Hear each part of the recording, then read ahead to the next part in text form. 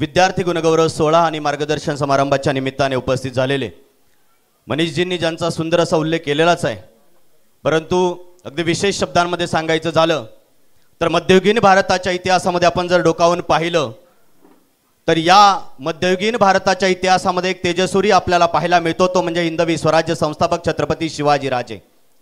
आणि त्या छत्रपती शिवाजी राजांनी आपल्या अवघ्या 50 वर्षाच्या आयुष्यामध्ये निर्मिलेलं स्वराज्य ज्यांच्या खांद्यावरती पुढे पेललं गेलं ते म्हणजे छावा छत्रपती शंभूराजे। मी या अर्थाने सांगतोय कारण या कार्यक्रमाच्या निमित्ताने उपस्थित झालेले सन्माननीय नेते हे अतिशय महत्त्वाचे का आहेत, कारण फार कमी व्यक्तिमत्व या राज्याला लाभली की ज्यांना आपल्या वडिलांनी निर्माण केलेला वारसा जपायला जमला, कारण त्यांचे वडील सन्माननीय रामदासजी कदम यांनी निर्माण केलेला लोकसंघर्षाचा वारसा त्यांनी आपल्या खांद्यावरती पेलला, असे सन्माननीय गृहराज्यमंत्री योगेशजी कदम।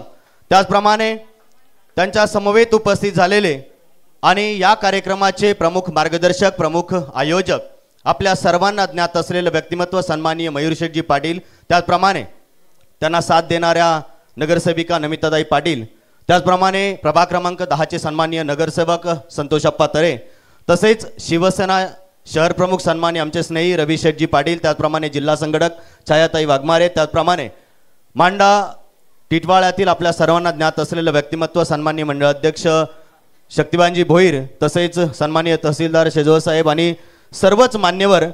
माफ करा कारण जर सगळ्याच मान्यवरांचा नामोल्लेख जर करत राहिले तर एवढे बोलून भाषण संपेल, कारण तेवढाच वेळ आपल्याकडे शिल्लक आहे, कारण मनीषजींनी सांगितलं होगे 5 मिनिटं तुमच्याकडे आहेत। मित्रांनो, हा जो कार्यक्रम आहे तो कशासाठी आपण आयोजित केलेला आहे किंवा अशा प्रकारच्या कार्यक्रमांची गरज तरी काय आहे? मला माहिती आहे की आजचा जो जमाना आहे तो एआयचा आहे, आर्टिफिशियल इंटेलिजन्स हे मनुष्य बळाला रिप्लेस करायला तयार झाले। अशा वेळी तुमच्यामध्ये प्रचंड कौशल्य निर्माण करायचे असतील, कारण तुम्ही उत्तम काम केलेलंच आहे, म्हणजे 10वी आणि 12वीला सुंदर असे गुण मिळवलेलेच आहे, परंतु एखादं काम हे उत्तम पासून अत्युत्तम करायचं असेल तर 2 गोष्टींची गरज असते। एक असतं कौतुकाची थाप आणि दुसरं असतं पुढील आयुष्यासाठी लागणारं मार्गदर्शन। एकदा जोरदार टाळ्या तुमच्या स्वतःसाठी आणि आयोजकांसाठी की अतिशय सुंदर असा कार्यक्रम त्यांच्या माध्यमातून आपल्या सर्वांपर्यंत आयोजित केलेला आहे। मला माहिती आहे की प्रचंड वेळ झालेला आहे, परंतु साहेब आपली माफी मागतो, कारण आमचा टिटवाळा म्हणजे विस्तारित असलेली मुंबई, परंतु खेद आहे की आपल्या माध्यमातून आज बऱ्याच दिवसानंतर मंत्री महोदयांचं आगमन आणि पावलं या भूमीला लाभलेले आहेत। मित्रांनो, लक्षात घ्या की जाता जाता तुम्ही इथून काय घेऊन जायचंय? आपला सन्मान तर झालाय, आपल्याला प्रेरणा तर मिळाली आहे, परंतु आयुष्यामध्ये जर यशस्वी व्हायचं असेल तर दृढ निश्चयासोबत लागणारी मेहनत आणि प्रचंड आत्मविश्वासाची गरज असते। एकच उदाहरण सांगेल आणि मी माझं भाषण संपवेल। अतिशय सुंदर उदाहरण आहे, कारण इतिहासातून आपण काय घ्यावं याचं ते उदाहरण आहे। एका राजाला कोणत्याही प्रकारचं पुत्र किंवा कोणत्याही प्रकारचं अपत्य जन्माला न आल्यामुळे त्याला त्याचा पुढील वारसदार नेमायचा असतो, आणि वारसदार नेमण्यासाठी तो एक अट टाकतो की माझा वारसदार, माझा उत्तराधिकारी जर नेमायचा असेल तर तो उत्तराधिकारी हा माझ्या कुळातला किंवा माझ्याशी कौटुंबिक कुठले तरी संबंध असणारा असायला पाहिजे। आणि म्हणून ती अट घालून त्यावेळेचा, म्हणजे ही सर्वसाधारण स्वातंत्र्यपूर्व काळातली घटना असल्या कारणाने तर राजाचे जे काही कोणी सेवक किंवा त्या काळचे कलेक्टर हे सगळे कामाला लागतात, आणि त्या राजाची जी काही शाखा जिथे कुठे असतील तिथल्या घरांमध्ये असणारी सगळी मुलं ही सर्वसाधारण त्या निवड प्रक्रियेमध्ये समाविष्ट केली जातात। भरपूर सारी मुलं, आणि त्याचाच संबंध आपल्या महाराष्ट्राच्या भूमीशी सुद्धा आहे। मालेगाव तालुक्यातील कळवणा नावाचं गाव आहे, तिथून सुद्धा शेतकऱ्याची 3 मुलं त्या निवड प्रक्रियेमध्ये घेऊन गेली जातात, आणि तिथे साधारण निवड प्रक्रिया चालू असते। त्या निवड प्रक्रियेमध्ये साधारण ती जी निवड कमिटी असते त्यामध्ये राणी स्वतः समाविष्ट असते, आणि त्या राणीने जे काही प्रश्नावली तयार केलेली असते त्या निवड प्रक्रियेमध्ये, त्या प्रश्नावलीमध्ये शेवटचा प्रश्न सर्वांना विचारला जातो की तू इथे कशासाठी आलाय? आता मला सांगा, साधारण 10-12 वर्षाच्या आयुष्य असणारे किंवा वय असणारे त्या मुलांना हा प्रश्न जर विचारला की तू इथे कशाला आलाय, तर वेगवेगळी उत्तरं ते मुलं आपापल्या बुद्धीच्या प्रमाणे उत्तरं द्यायची। आणि या शेतकऱ्याची जी 3 मुलं आहेत त्यांचा सुद्धा नंबर आला। पहिल्याला विचारलं की बरेचसे प्रश्न विचारल्यानंतर शेवटचा तो सर्वसाधारण प्रश्न की तू इथे कशाला आलाय? त्याने सांगितलं की माझा बाप घेऊन आला म्हणून आलो, मामाला कोणीतरी घ्यायला आलो होतो म्हणून आलो इथे। मात्र हा जो मधला 8 वर्षाचा मुलगा, त्याला विचारलं की तू इथे कशाला आलाय, त्याने इकडे तिकडे पाहिलं, छातीवरती हात ठेवला, एक पाऊल पुढं आणि नजरेत नजर उत्तर देऊन सांगितलं की मी तर राजा व्हायला आलोय. आणि तो राजा व्हायला आलेल्या त्या मुलाला सिलेक्ट केलं गेलं आणि तो मुलगा म्हणजे सयाजी महाराज गायकवाड बडोद्याचे मठाधिपती किंवा संस्थानिपती. सांगायचं तात्पर्य की हा आत्मविश्वास त्यांच्याकडे आला तर आलाच, परंतु अतिशय सुंदर राज्य त्यांच्या माध्यमातून पुढे आपल्याला पाहायला मिळालं. भारतरत्न डॉक्टर बाबासाहेब आंबेडकरांना देखील त्यांच्या माध्यमातून मदत मिळाली आणि डॉक्टर बाबासाहेब आंबेडकर कोलंबियाला शिकायला गेले. तिथून परत आल्यानंतर सुद्धा क्लास 1ची नोकरी दिली. सामाजिक भान देखील त्यांच्या माध्यमातून प्रचंड पाळलं गेलं. मला सांगायचं तात्पर्य हेच आहे की इथून ज्यावेळेस तुम्ही जाणार आहात, तो त्यावेळी एक प्रचंड आत्मविश्वास तुम्ही इथून घेऊन जायचा आहे.